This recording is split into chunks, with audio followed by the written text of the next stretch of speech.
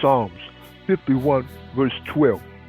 Restore unto me the joy of thy salvation, and uphold me with thy free spirit.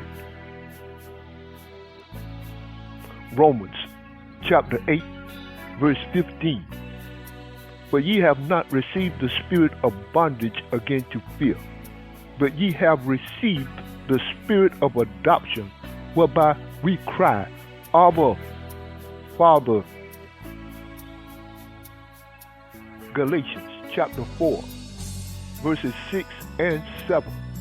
And because ye are sons, God has sent forth the Spirit of his Son into your hearts, crying, Abba, Father. Wherefore thou art no more a servant, but a son. And if a son, then an heir of God through Christ.